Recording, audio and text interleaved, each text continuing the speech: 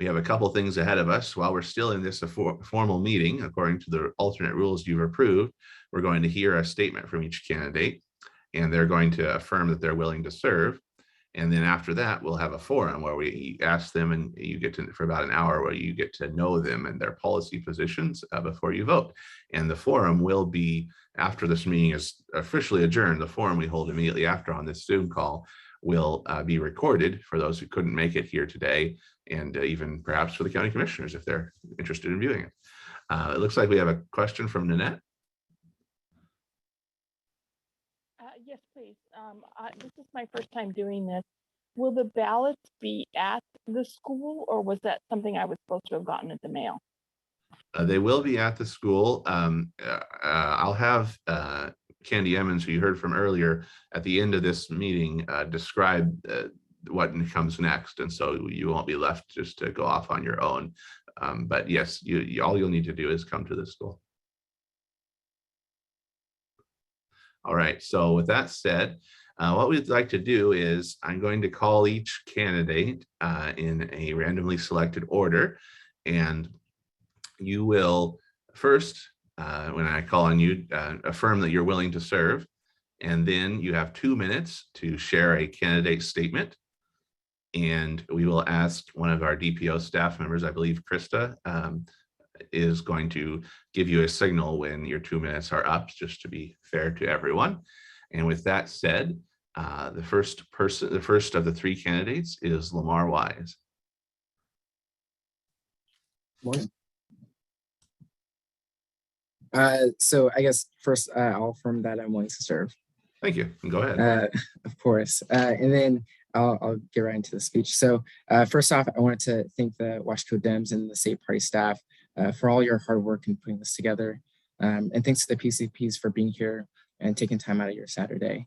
And I also just want to say that my heart is with the business owners and others affected by the fires in downtown Hillsborough last weekend. My name is Lamar Wise, and I've lived in Hillsborough for over 2 decades. I started my career in the legislature in 2016 when I worked with Senator Devlin to pass a Campus Voter Engagement Act that helped young people to register tens of thousands of students statewide. I've spent my career fighting alongside communities of color, young folks, and working people to make the state a better place for everyone to live. And I have a track record of getting results. I had the honor of being a lead lobbyist in the 2019 passage of the Student Success Act, which made historic investments in Oregon's classrooms and students. I'm running because I know that there's so much more that needs to be done so that every working family in Washington County can thrive. Too much is being left on the table in Salem right now. I'm the only candidate here that has received endorsements from a large and united coalition of community organizations, labor unions, and community leaders. So why have we received endorsements from trusted community-based organizations? It's because they have worked alongside me. And it's because they've seen me be a leader and win concrete victories in Salem. And it's also because they know that this campaign is bigger than just one person. It's about all of us here in Washington County, and it's about a movement to make sure that we're building progress towards racial justice, gender justice, and economic justice for every Oregonian. And today, I'm asking you to join that movement, and I'm asking for your vote. And I'm looking forward to this conversation, and I really appreciate the time. Thank you. Thank you. We appreciate it. Thank you. All right, we'll go directly to our next candidate, and please affirm that you're willing to serve, and then go ahead with your statement. And the next candidate is John Anthony Martin. Hello, everyone. Thank you so much. I affirm my willingness to serve. My name is Anthony Martin. Thank you all so much for being here and helping our Democratic Party choose the next senator for Senate District 15. I'm running for office because I am passionate about making people's lives better. I believe that I have the experience, knowledge, and passion to serve you and create a more equitable, livable Oregon. As a Hillsborough City Councilor for the past 5 years, I've seen the impact of state disinvestment in mental health, substance abuse, and infrastructure, to name a few things. I decided to run because there are so many broken systems that produce inequitable outcomes and do not lift up every Oregonian. As a city councilor, I can and have made big progress on things like gigabit internet, composting, workforce development, affordable housing, environmental protection, and infrastructure investment to ensure that the city is sustainable for the long term. All that said, there are a lot of things that a city councilor cannot address in a fundamental way that's necessary. My top 3 priorities as a state senator would be recovery, ensuring we recover equitably from the economic crisis caused by COVID-19, and addressing the underlying problems that we always knew were there, but saw exacerbated during the pandemic. The pandemic hurt the most vulnerable, and governmental programs intended to serve as a safety net were wholly inadequate. It is important that we address this and create a government that meets the needs of people, is responsive to future crisis, and actively address inequities that exist in Oregon. Next is access, making sure that everyone has access to a transparent government in which people feel welcome and empowered to affect change. I don't want to just represent Senate District 15. I want to empower others to become leaders at all levels and affect change themselves. And finally, sustainability. I want to create a sustainable Oregon, environmentally, economically, and socially, so future generations, including my 2.5-year-old Juniper, can live in a better and more welcoming Oregon. I want to work with you to make the state better for all Oregonians. I know you have a really tough choice today. We have 3 great candidates, and I hope I have your vote. Thank you very much. Thank you. All right. And our final candidate is Janine Solman. Go ahead. Thank you so much. And I am willing to serve. So I appreciate this opportunity. Washington County is where I grew up. From the time my parents owned the Gales Creek store to graduating from Forest Grove High School, to the 29 years my husband and I have lived in House District 30 and raised our 2 boys. This is about community to me. My 13 years as an elected leader has exceeded anything that I could have imagined. My work on the Hillsborough School Board for 8 years shaped my leadership skills. It taught me about collaboration, service, growth, and the importance of being an engaged leader. Listen, learn, act. Those are the 3 words that have guided my work as a legislator. Listen. I have held 83 community conversations over the past 5 years. Constituent meetings and advocacy is what drives so much of the legislation that I work on. Learn. Working with advocacy groups, constituents, and connections with other state leaders has led to concrete legislative results. I see my role as a community connector, and I help people in the district find the answers they seek, which has been especially critical during the COVID-19 pandemic. Act. My experience as an elected leader is critical. I'm proud to have led on the issues such as protecting our environment, gun violence prevention, education, mental health investments. My voting record of standing up for reproductive rights, fighting for criminal justice reform and rights, fighting to reduce the plastic in all our lives that will bury us, and advocating for cradle to career supports for students to build our workforce and economic future, and standing up for behavioral health for those riddled with the disease of addiction and those needing mental health supports because it's healthcare. We are on a long road to recovery from the pandemic. Our school kids and our educators need us. Our healthcare workers need to catch a break, and our small businesses need support. I'm honored to be able to serve my community. Washington County has been my home for 48 years, and I believe in us. I will continue to fight for everyone in our community, and with my experience, I'm ready to serve on day one. Thank you. Thank you. And we'll do, for all 3 candidates, we'll do a little virtual round of applause. We really appreciate you sharing your background with us. And you'll all, in just a moment, we're going to go into a 1-hour forum. And so you'll all get to hear more from the candidates before you make your decision and cast your ballot. It's been 2 minutes, so we'll go ahead and get started. Welcome to the candidate forum. To begin with, our outgoing state senator, Chuck Riley, has asked to say a few words, and so we will go right to him. Go ahead, Chuck. Thank you, Patrick. I'm going to turn off Katie's sound. Okay, so I just wanted to say how much a pleasure it's been for me to serve Senate District 15 and House District 29. 6 years in the House and 7 years in the Senate. I really appreciate all the support that I've gotten from the Washington County Democrats. It's been an interesting 17 years, 13 serving and 4 in the middle not serving. And I'm going to miss it.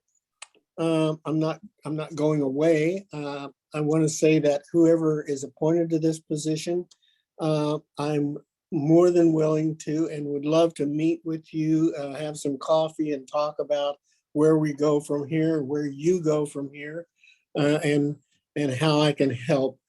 As I say, I'm not going away. I'm going to be with the Wasco Dems, and I'm probably going to be at the Capitol doing some citizen work down there. So that's really all I wanted to say. I just want to say thank you. Patrick, you've done a great job. I really appreciate what you've done. And in fact, all of our current and past Washington County officers have been wonderful. But that's really all I wanted to say. Thank you very much for the opportunity. I think we have 3 great candidates, and good luck to everybody. All right, thank you very much.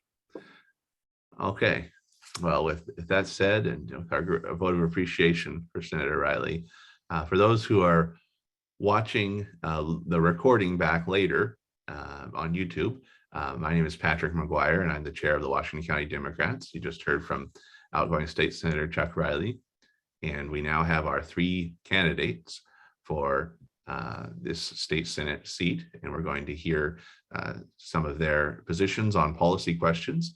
Each question's been selected from a list of Democratic Party priorities submitted by volunteer activists, and each candidate will have 2 minutes to respond. Vice Chair of the County Democratic Party, Martita Meyer, has volunteered to be a timekeeper for this forum segment. And so she will jump on and give you a signal when 2 minutes have run out so that everyone's treated equally. So what amount of time would be ideal? Like 30 seconds out? 15? I think you probably just when they hit 2 minutes, give them the signal that time is up. Okay. I think if we interrupt them in the middle with it may disrupt the flow of their answer. So Fair. Okay, thank you for clarifying. Of course, yeah. So do it. You can jump in and say something, or you can make a little ding, whatever's convenient for you. Yeah. Oh yeah, I'll just for the candidates, I'm just going to say your time is up and just keep it simple. Perfect. Wonderful. Thank you for doing that. We appreciate it. All right. So with that said, the first thing, earlier today, everyone here on this call who's going to be voting in the convention to rank the candidates heard a candidate statement. So we're not going to have opening statements again, since it would likely be the same thing, but I will start with an opening question that allows the candidates to share a bit about their background. So my first question I'd like to ask to each candidate is, what particular items in your background or experience do you believe most speaks to this position and what it needs right now? And we'll start with Janine. Thank you so much, Patrick. I appreciate that. I am Janine Salmon. I'm the current state representative for House District 30. And I would say that my background, as I mentioned in my opening statement, I've lived in the district for 29 years. I've lived in Washington County for 48 years, growing up in Gales Creek. But my elected life really took place and started at the school board level. And I was an 8-year school board member in Hillsborough. That's the 4th largest district in Oregon, and really found my foundation and my feet in leadership opportunities in serving the community. So I would find that was my foundation. And then as moving forward as a 3rd term representative, I have found such an incredible amount of pride and privilege and honor to serve this community and work alongside the constituents on bringing bills forward. So I think, that skill building of being a problem solver and a bridge builder, I think all of those have come in handy in working with our constituents and making sure that I take a very thoughtful approach to legislation. And as I mentioned, coming into this, having the opportunity to bring forward legislation with Hillsborough youth, with constituents, making sure that if you look at my record on OLIS, the Oregon Legislative System, Information System, you'll see my voting record and you'll see the bills that I have worked on and bipartisan bills, because that is incredibly important. I don't just represent the folks that actually vote for me. I represent everyone in the district after I am elected. And so it's important for us to have that listening and learning opportunity. And I feel those are skills that I bring to the table and Your time is up. have been successful. So thank you. We'll next go to Anthony. Thank you very much. So I think it's a good time to tell you a little bit about me as a person. So I grew up in Banks, Oregon, just a little bit further outside of Forest Grove. I went to Banks High School. I got a bachelor's from University of Oregon in political science. I knew I wanted to make change in government. I feel like making change as an elected official is the best way to really move the big levers that need to get moved to address the inequities that we see in our society. I went down to University of Texas at Austin, got a master's in public affairs, which with an emphasis on state and local government. I worked for several years as a financial and economic consultant for cities and utilities across Oregon and the Pacific Northwest. And I also have been 5 years as a city councilor. So that's just some of the experience that defines, in terms of what I feel that brings to meet the needs right now, is being able to understand policy in depth. So, one thing that people will say that I appreciate is I know the numbers. It's very important to understand that infrastructure investment, to understand how the dollars move from being collected to people, being mindful about that, how government is able to function efficiently, which I've worked on as my day job, so to speak. And then also to make sure that the boat is being steered in the right direction. So as a Hillsborough City Councilor, one of the keys here is to make sure that we're on a path to be sustainable. I think that, in terms of the needs right now, we have a lot of pressing needs to address inequities. First, it comes down to understanding the data. Knowing that we have inequities in our system is one thing. Having the data is the next piece. We can act on that data. And I think that's really important right here. We see a lot of places where we see that, for example, people of color going for a loan with the same income as a white homeowner will get denied mortgages at higher rates. We know that is a problem. We see that in our system. I also think it's important to think sustainably. Your time is up. Thank you. Thank you. And finally, on this question, we'll go to Lamar. Yeah, thanks so much, Patrick, for that question. So first off, I want to talk about some of my lived experiences, right? When I went off to college, I experienced both housing and food insecurity. I still remember what it's like to go to bed hungry and to really try to scrap for food and not know where my next meal is going to come from. At the end of the day, there are still a ton of folks in Washington County that are going through a lot of the same things. And in particular, I want to make sure that we're making inroads in housing, that we're making inroads in, I make sure that we're investing in childcare. At the end of the day, we need to make sure that we're building a Washington County that is thriving and prosperous for everybody. And I've been able to build on some of those lived experiences through my policy work. Right now, I'm a political coordinator for Aspen Council 75 and labor organizer. I currently sit as a co-chair of the Racial Justice Council for the governor. Before that, I was a commissioner on the Higher Education Coordinating Commission. And it's through my experiences in education, through my experiences in really crafting omnibus public safety policy, that I think I'm the best person for this job in order to make sure that we're bringing people together from all walks of life. I'm at the crossroads of, small business, large employers, as well as labor and young folks and working families. And I believe we need to make sure that we're providing the best delegate for this district in order to bring those communities together. And so I want to continue to work on the policies that I've worked on in terms of education, in terms of housing, to make sure that everyone in Washington County has what they need to thrive here. Thank you. Thank you to all the candidates. We'll go now to our first policy question. And that is something many of our community members care deeply about. What additional legislation is needed in Oregon to reduce gun violence and deaths? And we'll start for this question with Anthony.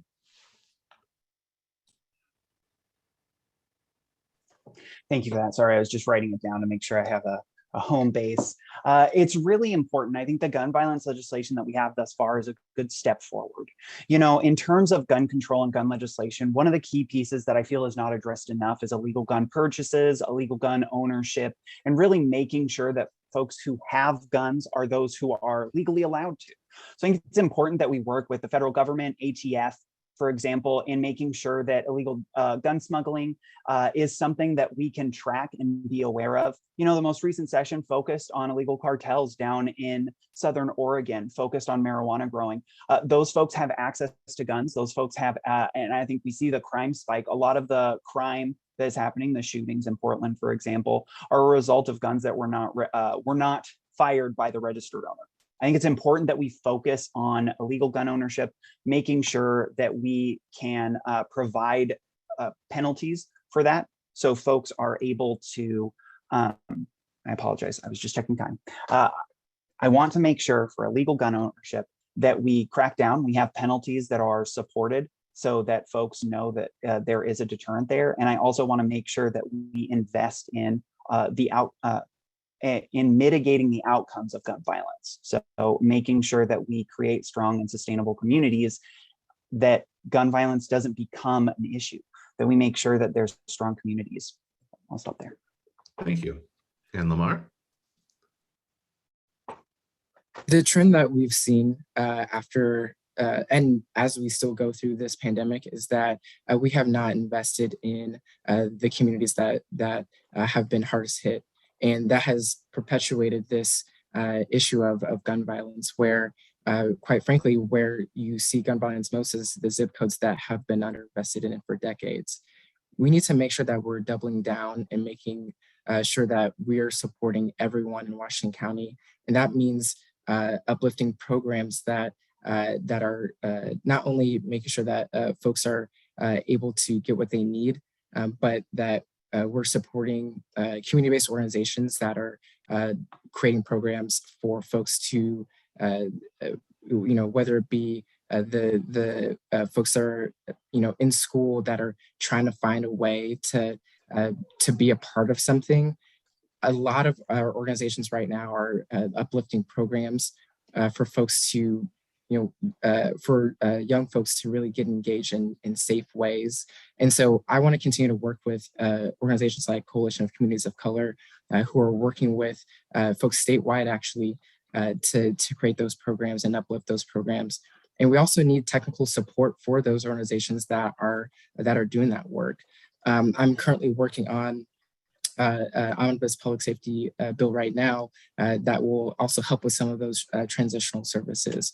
And so really, it's at the end of the day, it's about investments in our community and making sure that we are combating the wealth and inequity that currently exists in the regions that haven't been invested in. Thank you. And finally, we'll go to Janine. Thank you so much, Patrick. I would say, first and foremost, I'm a mom and I'm a Mima, which is a grandma. And I have had 83 community conversations, and gun violence prevention rises to the top consistently with what constituents want me to address. So I'm really proud of my record. And I know that we want to be forward thinking, but I really have to go back a little bit because I have been a Moms Demand Gun Violence Gun Sense champion, labeled. I have supported, endorsed, spoke to the ERPO law, which is about extreme risk protective orders for those that are at risk of harming themselves and they have a gun, and making sure that we can take the guns out of their home so that they don't harm themselves. When I did a ride along with the Hillsborough Police, they gave me examples of where that was actually working and saving lives. Domestic violence, not just accused, but convicted. If folks are convicted of domestic violence, they can no longer own a gun. A woman is 5 times more likely to die in a home if a gun is present in the home. And believe me, I grew up in a home where domestic violence was present. The last session, Anthony mentioned $25 million to illegal cannabis that was given, and $2 million was for gun violence prevention in East Multnomah. Those were investments made to those communities. I am a champion for safe storage, Senate Bill 554. Look at my record, talk about that. It's about saving kids' lives. Again, I'm a mom and a grandma. We need to close the Charleston loophole. That's an absolute must. Representative Reynolds is also a gun sense champion. She worked really hard last session to get that across the finish line. I'm standing with her on that. I was a co-chief sponsor.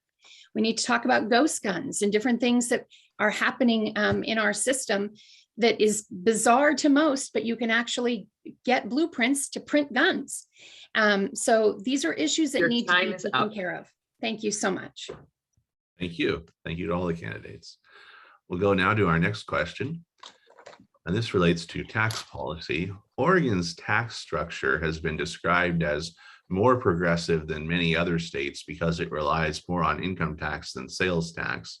However, some progressive policy advocates question the brackets and certain other features of our system.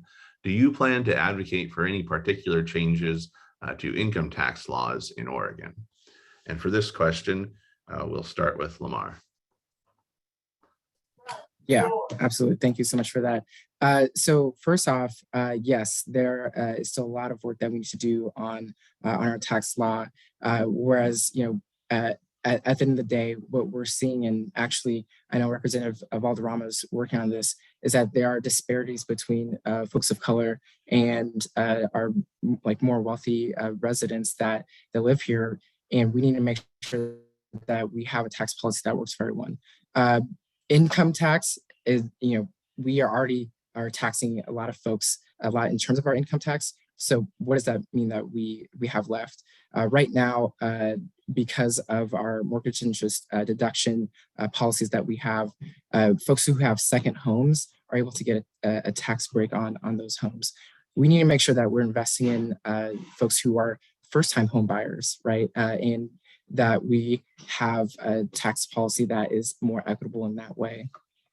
We also need to make sure that we're looking at the kicker, right? The kicker has done a lot in the past decade to make sure that dollars are getting back to folks. But in times where we have been in budget crises, those are dollars that we could have used to invest in education, to invest in our mental health services, to invest in making sure that we have the public safety resources that we needed.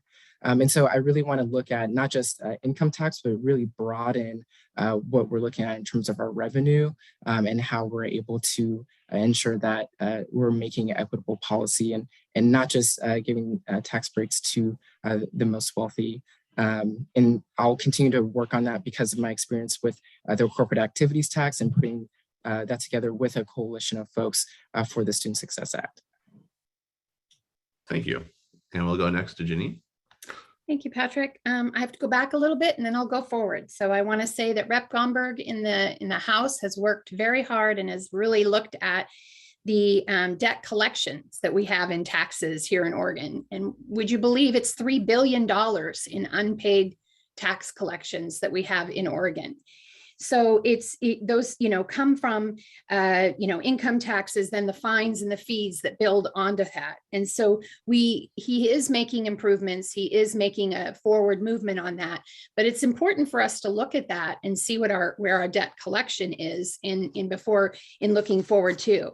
Also, we need property tax reform. I would say measure 47, measure 50, measure 5, well, 5 first.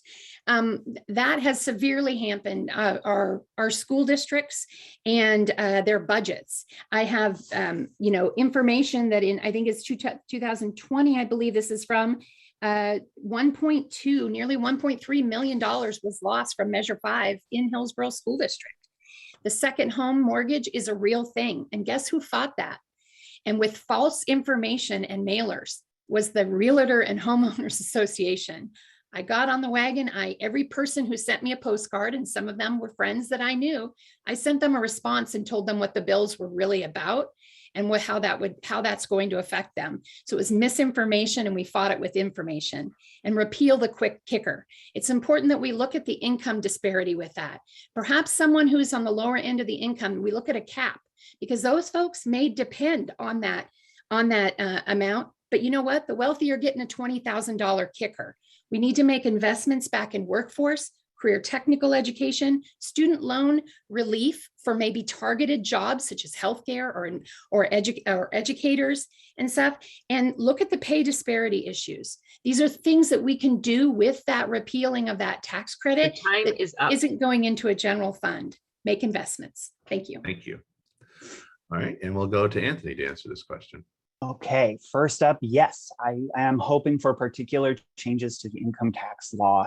Two key pieces, one of which that Lamar already mentioned, is really examining our tax credits in great detail and making sure we're incentivizing good behavior. We as a state are putting our money where our values are. So I really see that as making sure, like the second home deduction that both Janine and Lamar mentioned. That's something we look at, making sure that we incentivize good behavior. We currently have tax credits for things like solar or high energy efficient water heaters. I know some of those have stair-stepped down in recent years. And so that's important for us to look at, incentivize good behavior and put our money where our values are. Additionally, looking at the progressive structure of our tax and making sure that the highest of the high income earners are paying accordingly. Because that is one of the things that's important, is making sure that we look at the burden on the highest income and making sure that we increase that where possible and necessary, but also as the other two, as Lamar and Janine said, looking at the lowest income burden, making sure that our tax structure is sufficiently progressive to where folks that live paycheck to paycheck are able to feed their families. We talked about the kicker. In theory, it does make sense, but in practice, it does not. We know that we budget according to the resources we have and not according to the needs that we see in our community. I wholeheartedly agree that we need property tax reform. I love the idea of creating property tax reform because of its impact on school districts, cities, and counties, and the direct impact we've seen in the lack of services. Additionally, one of the other things is, alignment with federal policy is a real key sticking point kind of in the weeds about tax policy. I want to make sure we align with the federal tax policy when it makes sense. When we put our dollars in, it's important for Oregonians to make that say. And that's where we can separate from the tax policy. I know recently with the ARPA funding or the Your CARES time funding. is up. Thank you. All right, thank you to all the candidates for sharing their responses to that question. We'll go directly into another policy area. The top priority selected by Democratic Party volunteers in Oregon is universal health care. States such as Vermont and Colorado that have tried in recent years to adopt a state-level single-payer universal system have faced challenges and failed to implement it. Yet some allied organizations in Oregon, such as Healthcare for All Oregon, believe we can achieve universal coverage at the state level. So do you believe we can achieve universal healthcare coverage at the state level? And if so, how and what are the details? And for this question, we're going to start with Janine. Thanks, Patrick. I would say, so I want to guide people to the fact that you want to look at the legislature as an orchestra. So a lot of times the song is the policy. And the beauty about a good orchestra is that a conductor can move about, can maybe become in the pit and work, and maybe can lead the song. And so in healthcare, we have folks that have led on this issue, and a Representative Prusak, doctor and representative, she's a nurse practitioner, and Dr. Representative Maxine Dexter, Dr. Lisa Reynolds, and they lead on these issues and really bring forward policy.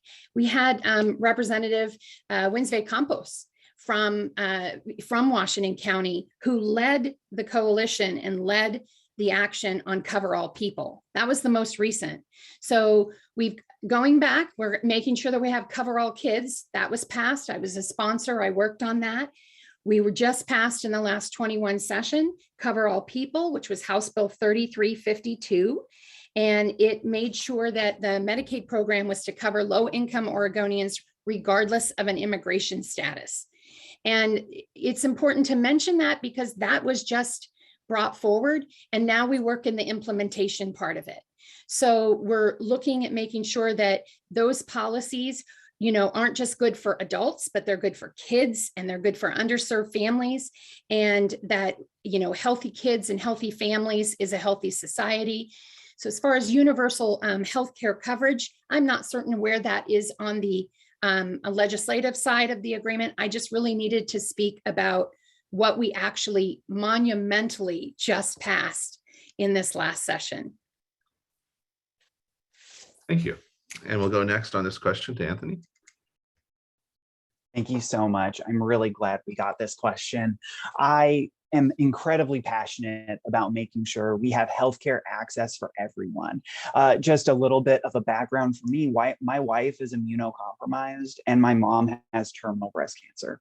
So I've seen through their experiences the interactions with the medical system and the high costs. One example, when I worked in the private sector, medication my wife has to take monthly costs $2,000 a month with insurance.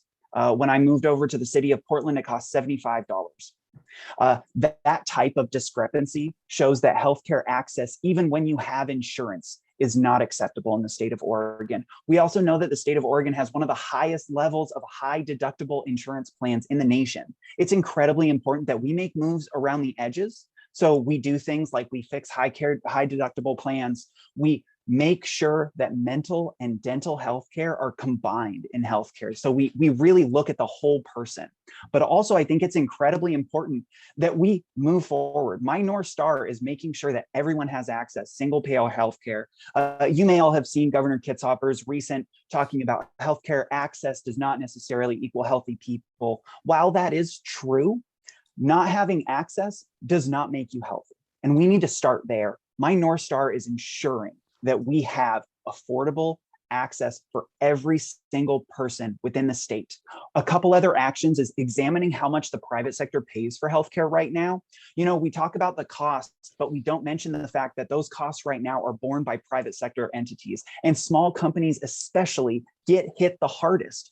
Folks like Nike and Intel are able, because of their amount of employees, to have healthcare plans that are reasonably affordable. Same for the city of Portland, which is where I work right now. Small companies, which is one that I worked at prior to this, they don't have that chance. They don't have that same bargaining power. We need to make sure that we Your time look at is that. up. Thank you. Thank you. And finally, for this question, we'll go to Lamar. Thank you. Yeah, so actually currently I sit as a steering committee member of the Hope Amendment Coalition. The Hope Amendment is going to be on your ballot this upcoming November, which would ensure that Oregon places healthcare as a human right for everybody. And the reason why I'm on that steering committee is because I care about healthcare so much. It's so vital to what we need here in the state to make sure that everyone has a foundation in terms of their health.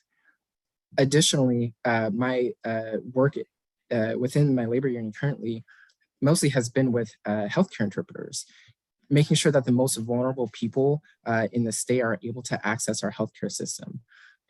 For decades, I would say we have not only disinvested, but really ignored our healthcare interpreters. And so it was a priority of mine once I got into this position to ensure that not only were we organizing those healthcare interpreters, but that we were also making sure that we're providing worker protections and other supports for folks who may not speak English and want to have access to our healthcare system. At the end of the day, there's a lot of work that needs to be done. The policies that I've worked on, including Cover All Kids and Cover All People, will continue to expand. And we need to make sure that not only that we're expanding on that, but that we're also continuing to fund the Oregon Health Plan.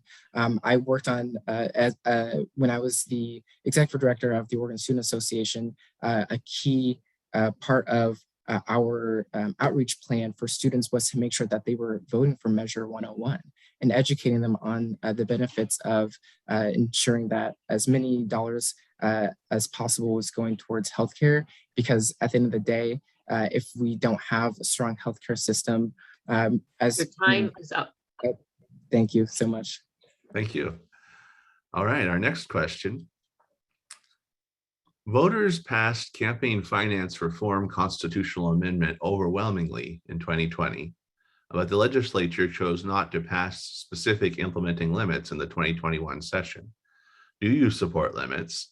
What specific limits do you support, if so? And if you do support them, how can you make them happen? And we'll start for this question with Anthony.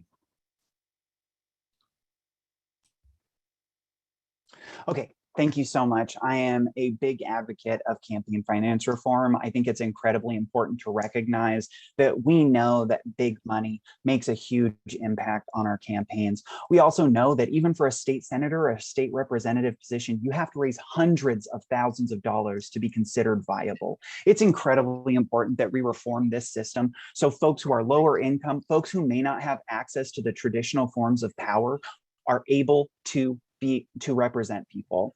In terms of limits, I know there is a lot of talk on this. I'd probably favor a lower limit than most people, maybe $500 maximum for folks per person. I know that there have been conversations about creating, I know from the union sector, creating kind of collectives that can pool that money together.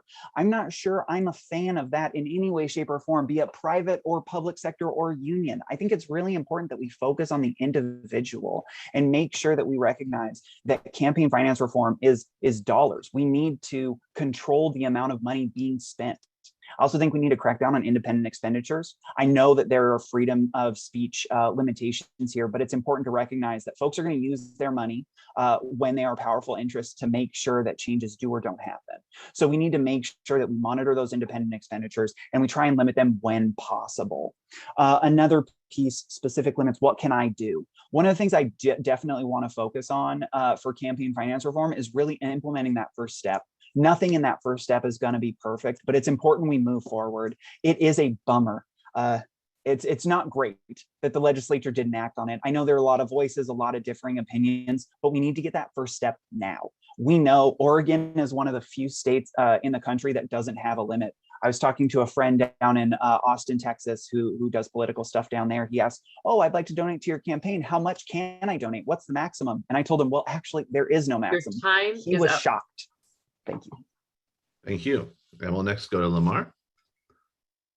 Thank you for this question. I've actually been working on this for the past couple of years. So yeah, it is a shame that the legislature wasn't able to pass campaign finance reform after my union worked super hard to make sure that we were able to pass that constitutional measure. We weren't able to get the final piece through the door. And really, it's a complicated issue, right? Because not only are we talking about limits, but we're also making sure that folks from all different walks of life can participate. I actually disagree with the counselor in terms of making sure that no matter what, it's all just about the individual. I actually want to make sure that we are uplifting working people and communities of color through this process as well, making sure that the policy that we create is equitable. We do that by making sure that we're creating small donor packs so that folks who are still, they're still small donors, that we're able to create a small donor pack so that they can uplift what they want to uplift through their values and in one voice. In addition to that, we need to make sure that we're protecting some of our more vulnerable up and coming organizations, and make sure that we're protecting folks who, are Planned Parenthoods or are pro-choice Oregon, who their donors, they may not actually want to be disclosed. And so that's a conversation that we need to have for safety reasons. So it's a very complex, but this is why I love this policy so much, is because it takes everyone in order to make sure that we're passing this great policy, and we need public financing as well. At the end of the day, it does no good just to pass campaign finance reform. We need to make sure that we're also passing public financing to make sure that folks who are low income are able to participate in our system. Thank you. And we'll go now to Janine. Thanks, Patrick. When I was elected in 2016, I came into the House and was excited that in 2017, the priority was going to be about campaign finance reform and transparency. So they took some information from two studies, and they had a task force in 2015. They looked at caps, they looked at dark money in PACs, they looked at limiting those PACs. The issue is that when you talk about campaign limits, in my first campaign, Phil Knight donated $50,000 to my opponent. Now, if this was in place, do you think Phil Knight would say, oh, shucks, I can't donate in that campaign anymore? No, what he would do is funnel it to a dark money pack where his donation is in there, but cannot be seen that it came from him. And so that's why it's incredibly important that moving forward in 2019, we went through with 4 bills. One was about the constitutional amendment. One was about transparency and on these PACs, looking at top donors, making sure that there's a disclosure, looking at, that was a dark money specific, looking for who's contributing to your campaign on your literature or on your TV announcements. So there needs to be a paid for by, and so that folks know that it was paid for by Friends of Janine Solomon or such. The last one passed the House, but didn't pass the Senate. And that was about limits. And that's because 90 different legislators had 90 different ideas on what the limit should be. Good times. So I want to just go back to the fact that my value matches so many. When we talk about true campaign finance reform, it truly is about that small donor donation and that small donor match. I was a sponsor. I worked with Representative Rayfield on this, and I'm excited to see, as we're moving forward, more legislators that are getting involved in this, and Senator Golden as well. And I'm excited to continue it.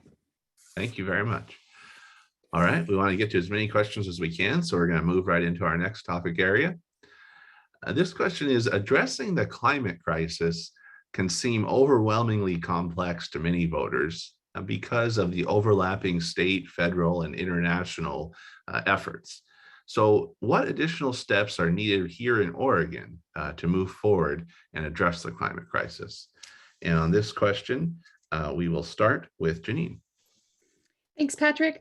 First, I want to say that through, we worked really hard. And I say we, the conductor of this was Representative Power and Representative Marsh. They took the lead when they looked at cap and trade and worked really hard as to try to get that legislation through. We couldn't complete that as legislators. So the governor took executive order with the Climate Protection Program. This is a major step in the right direction in really, truly looking at using those tools and directing DEQ to how they can address the climate pollution. This is something that environmental groups have asked other states to take a look at, her direction and her action in this. We passed the 100% clean energy. And again, I have to mention that because we're still talking about implementation there. So it's not about creating more legislation, it's how we can properly implement the legislation that is passed.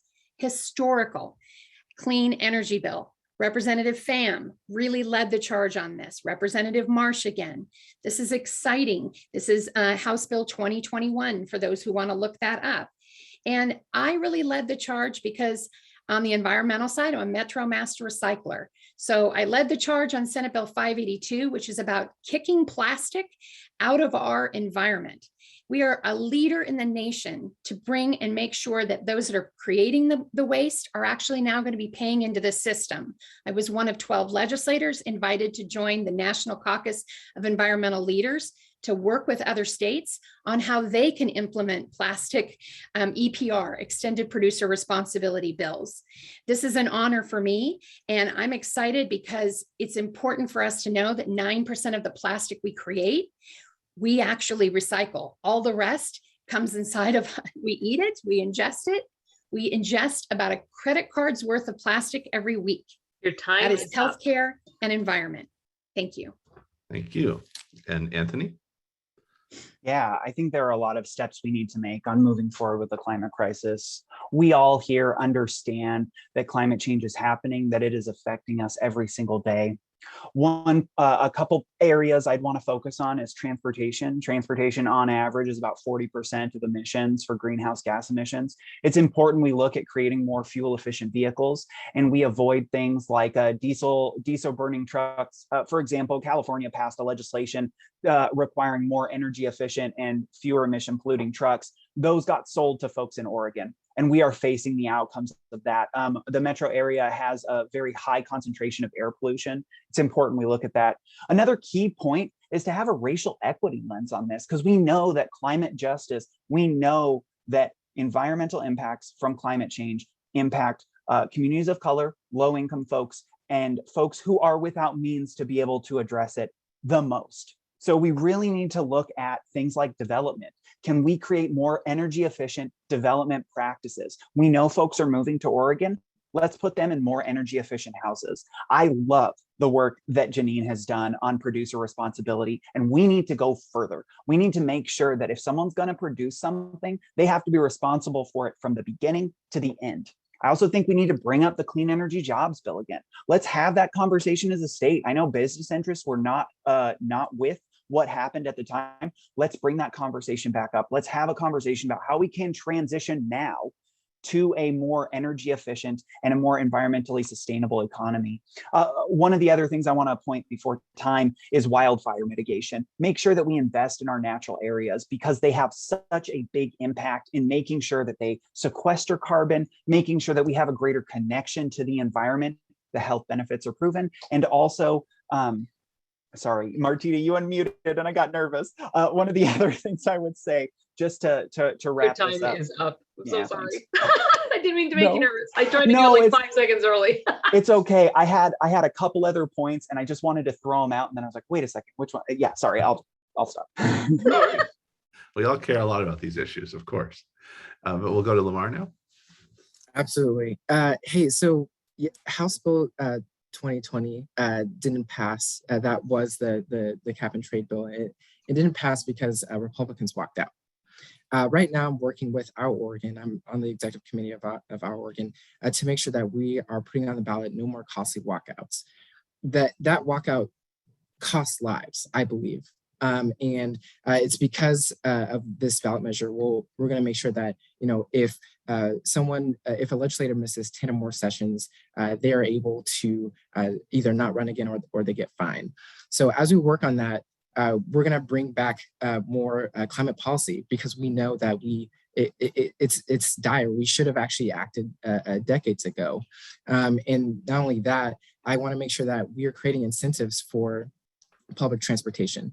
I used to be a rider myself when I didn't have a vehicle. And I can tell you what, we need to make sure that we're having public transportation at free or at low cost.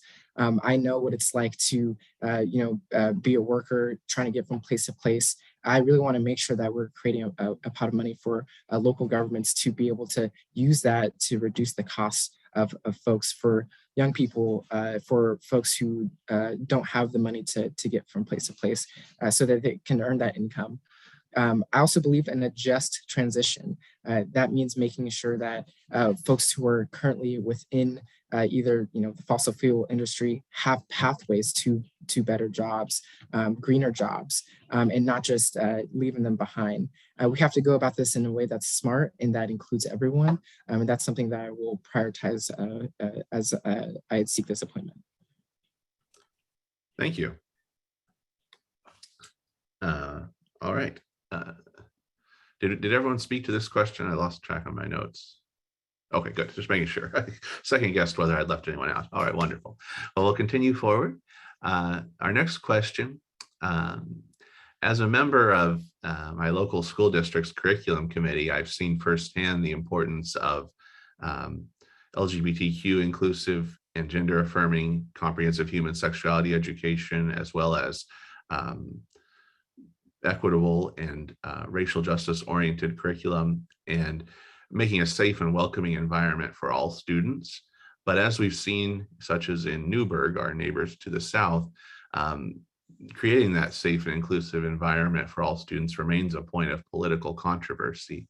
So are there any actions you feel need to be taken at the state level or as a community leader to promote inclusive and safe schools for all our students? And we'd like to start with Anthony on this question. Thank you. So, on this, one of the key actions that I think about is putting money into culturally specific support. So we know on a broader issue of education, that we know that folks are falling behind, or generally our communities of color. And so if we put money into culturally specific support, we can make sure that we're creating a more inclusive school space because those folks feel supported and feel like they can succeed. In regards to comprehensive sexual education, I think it's going back and looking at that log and making sure that we have time. You know, I watched the school district debate that, and I'm really grateful for our school board members, the work they've done, because it's incredibly important that we do create that safe and inclusive environment and that we truly educate our students about sexuality from kindergarten to 12th grade, like the curriculum currently is. Another key that I would say in promoting inclusive and safe schools is to really examine, you know, one of the things that's always bugged me is that school board members don't get paid. I think that results in an equity about who can and can't serve, much like the position even at the state level not being paid full time. I'm not necessarily saying school board members get paid full time, but I think it's important they get paid for the work that they do. And in doing so, we will be able to incentivize folks who don't have the time, who are financially unable to represent their communities in order to make an impact on school boards. In terms of inclusive, in the context of Newburgh, you know, part of it too is making sure that we are setting boundaries as a state and making sure that folks can act within those boundaries, but things like you know, the clearly illegal, the political statement sign ordinance that the school board passed, making sure that we as a state don't allow that type of legislation. So giving school boards an opportunity. I also think in terms of safe and inclusive, it's providing more training. Okay, thank you. Thank you. And we'll go to Lamar. Thank you for this question. So I actually wrote Oregon's ethnic studies standards law. I worked on that with a coalition of folks, youth organizations, as well as the ACLU. And really, you know, we still need a lot of work there. And what we've seen is, you know, we were able to pass great legislation that talked about ethnic studies, which included, you know, race, gender, sexual orientation, as well as our Jewish community.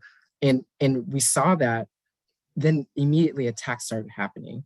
And so the next stage for me is to make sure that we're creating protections for the folks who work and go to schools. I've already been in touch with the Oregon Education Association about making sure that we're creating protections for privacy for teachers so that they don't get harassed for the ways that they're teaching in terms of making sure that they're doing their jobs, right? Meeting the standards of ethnic studies, making sure that they, you know, we're able to have these conversations so that folks know, yeah, like, you know, what happened during the civil rights movement, you know, what happened during slavery. We can't shy away from those conversations, and we need to be giving our professionals the tools necessary in order to talk about these things. And we need to protect our school board members as well. They have gotten hit hard. And so I would use my office to make sure that we are standing up with not only our teachers, but our school board members and make sure that we're passing protections in order for folks to do their jobs. Thank you. And Ginny? Thanks, Patrick. First, I'm going to go back a little bit to the school board. When I was on the school board, I was really taken back at our conversation that we were having when we were talking about gender neutral bathrooms. And it was very evident, very scary in that conversation, because these folks were representing our community. And it troubled me deeply. And I knew that this was a fight that I was willing to dig my heels in on and serve the students, staff, and families of the district. Going forward, this last session, we passed the Senate Bill 52, which was the LGBTQ plus 2 SI plus student success plan.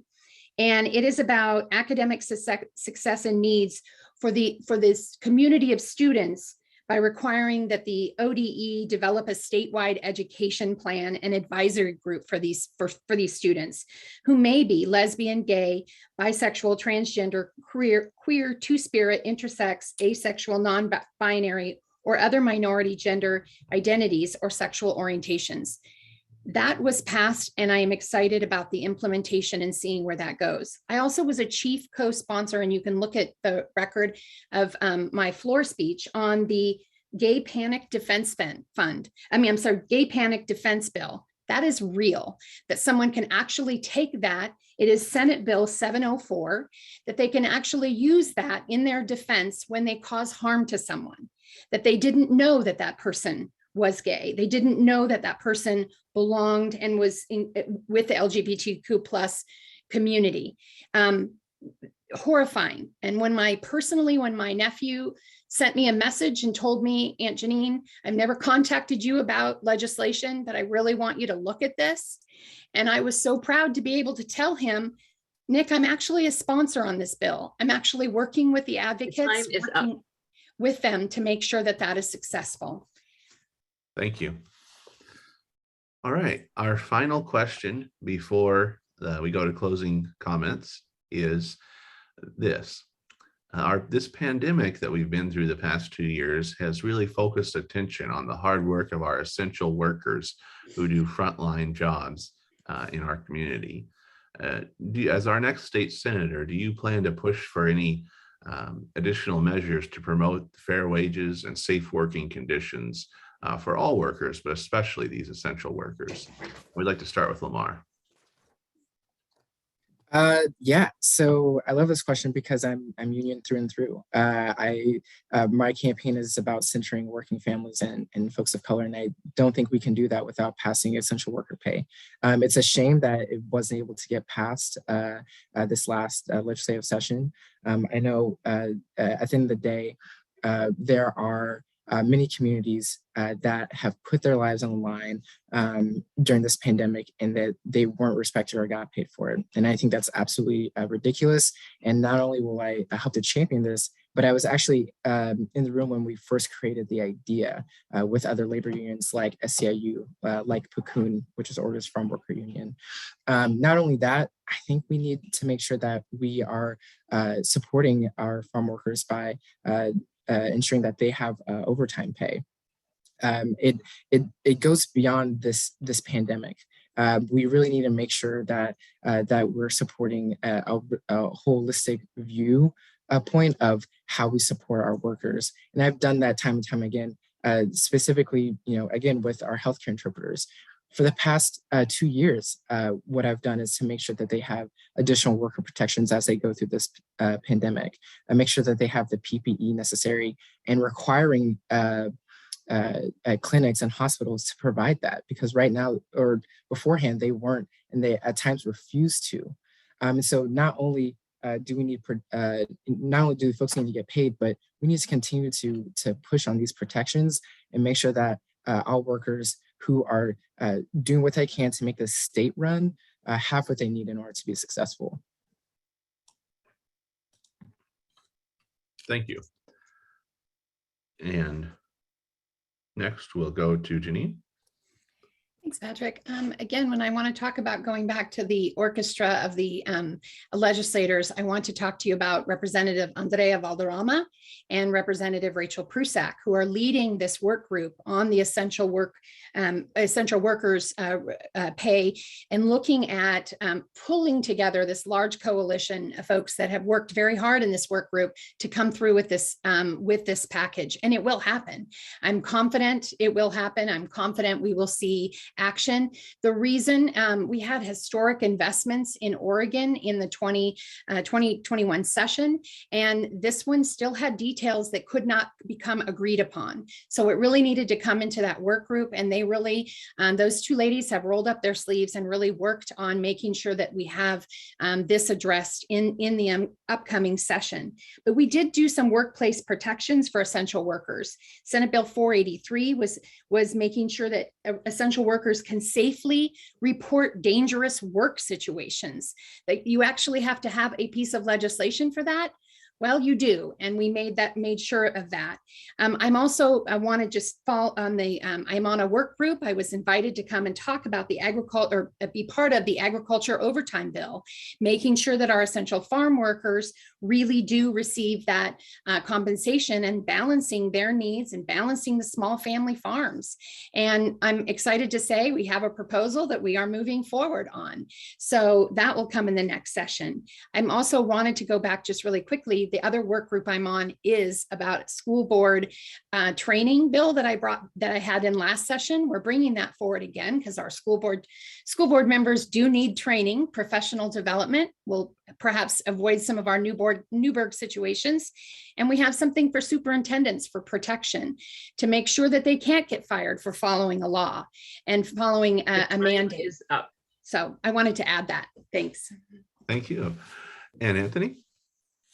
Thank you so much. I think this is a really critical piece right here. In terms of fair and safe working conditions, I think the first thing is lifting up Oregonians that were most harmed by COVID-19. And that includes our essential workers who put themselves in danger every single day, especially when we had so little information about the impacts of COVID-19 on a given person. I support essential worker pay. I personally see that as a tax credit potentially, but I'm flexible on that. I'm curious to hear what other folks want to say. I think it's important that we also have increased avenues for complaints, specifically around wage theft. Wage theft is one of the most incredibly common occurrences. So it's incredibly important that we have avenues for people to complain about wage theft. We beef up BOLI smartly. So we make sure that we have regulations that are easy to follow for businesses, and then also that we have avenues that are easy to go through for complaints for workers. I think it's important to updated regulations on workplace conditions. COVID-19 showed us that when needed, the state can move fairly quickly on workplace regulations. I think it's important that we take that same ethos, that same spirit of innovation, and move forward on workplace regulations, making sure we maintain safe distance, healthy practices, breaks, and whatnot. Finally, I strongly support farm worker overtime bill. I think it's important that people get paid for the work that they do. And especially because we as a society have decided that if you work above 40 hours, you deserve to get paid more for those hours. It's important that farm workers who have specifically been left out of prior workplace regulations, partially due to historically racist practices, that we include them. My North Star is to make sure that we include those folks. Let's see. One of my other measures that I really want to focus on for fair wages is, prevailing wage, making sure that we allow the skilled trades to. Is up. Thank you. Thank you. All right. Well, we'll come now to our concluding remarks. We'd like to offer each of you 2 minutes to share a summary of your candidacy and why you'd like to serve as our next state senator. And we'll go right back to Anthony. Okay, thank you all very much. So first off, I want to say thank you for being here. There's almost 100 people here who are listening to 3 candidates talk on a Saturday afternoon. I am incredibly appreciative for all your time and what you do for the Democratic Party and what you do in your own lives. We can't talk about every issue here, so I wanted to give just a little bit more in terms of philosophies. I favor the carrot over the stick. I'm generally, I want to give people a reason to comply with laws rather than force them to comply into it. I think it's important we need to simplify regulations. We recognize that not everything can be perfect, but we need to make it easy to comply. I also think workers should be paid for the work that they do, and the legislature needs to make sure that is happening. Finally, I think the state needs to put money where its values are. I think it's incredibly important that we use our money as a tool, which is one of the few tools that the state has in that way, to make sure that we are supporting our values. And also the state needs to uplift people. We really need to recognize the experience of community groups, of cities, of local jurisdictions, and give them money and grants to make sure, hey, let's try and innovate and find solutions to issues that we see across the state every single day. We know that we're going to fail sometimes, but that's what innovation is failing along the way. I know that you have a really tough choice. These are 3 great candidates. I'm really grateful to be on the same stage virtually as Lamar and Janine. They're both fantastic. I hope I have shown you that my knowledge, my experience, and passion, as a as a only child of a single parent in a low income household, this was not something I thought was going to happen. Heck, going to college wasn't even a thing. I didn't know financial aid existed in the way that it did until I was lucky enough to get a free ride through Pell Grants to the University of Oregon. I think it's important. We need to uplift everyone, make sure that we have access. Regardless of how you vote, I am here. I am right here. You can come and talk to me anytime. My door is open, and I want to make sure that we make this state and the Senate district as good as we can be. Thank you all so much. Thank Yeah. you. Thanks, Thank you so Martina. much. And we'll go now to Janine. Thank you, Patrick. I would just want to say I really appreciate this opportunity, and thank you all for so much for bringing your time and giving it today. There have been many that have worked alongside me and to seek positive change. I've said it before that legislating is a team sport. When we passed the banning of the single-use plastic bags in 2019, it was students from the Hillsborough Youth Advisory Council that were there with me step by step. When we knew we had to prohibit firearm ownership from domestic violence abusers or fought for safe storage, it was survivors, advocates, and students that stood alongside me to make that positive change and save lives. And when you met Holocaust survivor Alter Wiener, a House District 30 constituent, you understood the critical importance of his teachings. And we passed Holocaust education, and I am forever moved because of that experience and being a chief sponsor on that bill. I appreciate women-empowered groups like WinPAC that have endorsed me on this journey. Currently, 7 women serve on the Oregon Senate out of 30 Senate members. I'm ready to serve on day 1. I'm humbled by the support by local leaders from across Senate District 15, Banks, Forest Grove, North Plains, Cornelius, Hillsborough, and Beaverton. This includes 4 mayors, 12 city councilors, 15 education leaders, 3 Parks and Rec board members. But at the end of the day, it's really about how I'm able to serve our community. And you know me because we have been working together tirelessly to make sure that our district thrives and survives, supporting our Washington County Dems at fundraisers, to delivering Meals on Wheels, to Hillsborough Schools Foundation Auction Fund, to being in your classroom. We've worked alongside each other. And to me, that's what this whole experience has been about. Community. This has been the most difficult 2 years for everyone. We are still dealing with COVID, and I stand with my community as we recover. So I ask you to please stand with me now. I would be honored to earn your vote, and let's show them what we're made of. Let's do this work together. Thank you. Thank you very much. And finally, we'll go to Lamar. I thank you for listening today. I love this community, and we have 3 great candidates here. I have dedicated my career to passing bills to make lives better, and I've been successful. And that's why SEIU, AFSCME, Cocoon, and community organizations such as Coalition of Communities of Color and Mother PAC have endorsed me. Too many folks in Washington County are still feeling the same desperation and frustration I felt as a youth when I was going through my issues of food insecurity and housing insecurity. And too much is being left on the table in Salem right now. Washington County is the economic engine of the state and a community that has great prosperity. And we need to make sure that that prosperity is within reach of every single person who calls Washington County home. I would be the first Black senator to fill this seat, and I believe it's time for Washington County for Washington County's representation to keep pace with our growing and diverse community here. I'm running to fight for the Spanish-speaking childcare providers that provide culturally specific services to our kids in Washington County. I'm running to fight for the houseless folks on Main Street that feel like they don't have many options. And I'm running to fight for our teachers who are going through hell right now to try to keep our education system afloat.